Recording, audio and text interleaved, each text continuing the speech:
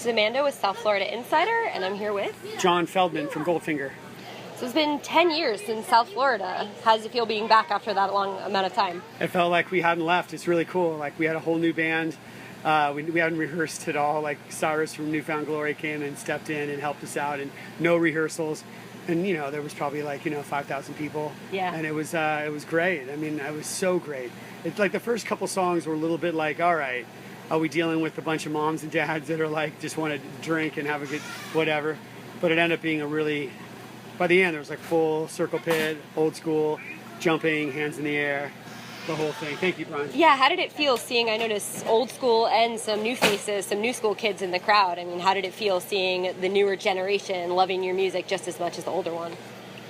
I think good songs stand the test of time, and I mean, I hope we have good songs. I mean, that's kind of what we have always tried to strive for, is like, out of this pop punk or ska punk genre, to write the best songs possible that are the most anthemic, sing-alongable ideas.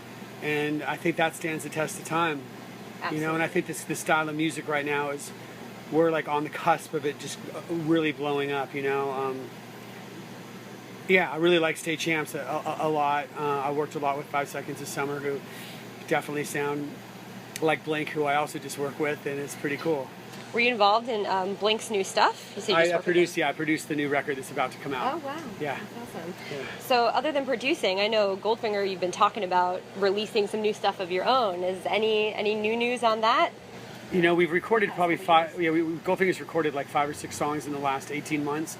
So my guess is we'll do an EP. The problem is I produce albums for other people with my life. That's how I make a living. It's like, when do I find the time to produce myself? Got it. But my gut is we'll put something out soon.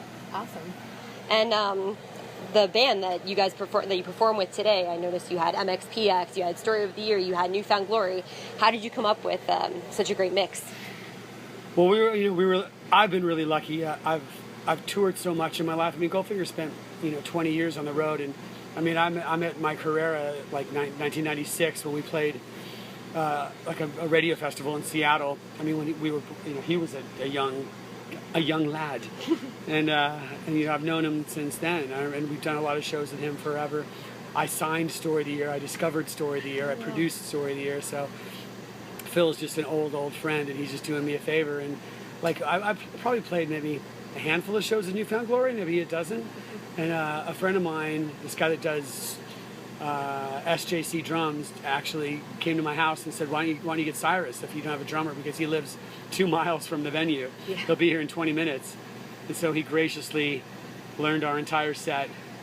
Yeah, I mean, you guys, the chemistry was great. It looked like you'd rehearsed for, like you said, forever, but no rehearsal at all. Yeah. And still the same energy. I mean, you still crowd surfing. Looks like you haven't missed a beat. Does it still feel as awesome as it did 20 years ago? Yes. I mean, adrenaline is adrenaline. It's Yeah. the same adrenaline I've had pumped in my body every show. I mean, we probably played 3,000 shows in my life, and it's the same feeling. The second, on stage, I get a little bit of jitters about, because festivals are strange. Sometimes you go on stage, and it's like tonight, there was a couple hundred people, and I'm like, all right, we're playing early, no one's drunk yet, or whatever. But by the time we were halfway through our third song, it was just like full on. So it felt right. And the covers, I loved the covers you picked, especially some Op Ivy at the end. How did you decide which bands you wanted to cover?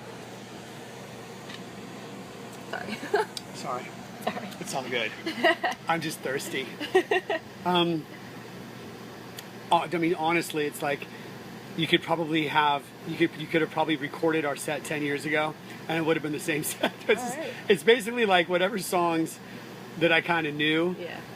Because we didn't have time to rehearse. I just kind of told Cyrus to learn songs that we had played 100 times, which he did. And we were supposed to, and this show, I don't know if it was because there's a lot of kids or the church, they asked us to tone down. So we were going to play a couple kind of gnarlier songs that we pulled out of the set, like some political songs or whatever. It was just didn't feel right today, And I noticed you mentioned the kids, and you brought 2 very special guests today. You brought your kids. So I did. How is it having them with you? I was really trying to get Julian to come play drums, but I could tell by the way he was sitting, he's not going to, he'll just get up there and be like, I don't know yeah. So I told his joke instead. Yeah. Yeah, the knock Great joke. I'm gonna use that joke from now on. Yeah, it's the best. Who are you pumped to see today? Well, you guys, and then Flogging Molly. That's so it, right? yeah, I mean, I've been a punk rocker since I was probably about his size. Okay.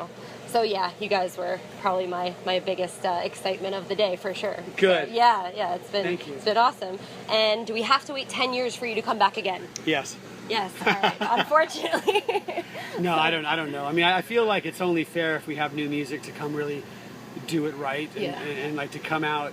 You know, there's thousands and thousands of cities that we could go to, and I want to be able to have some product, some new music, new content to go play people. Well, we are definitely looking forward to it. Thank you. Thanks a lot.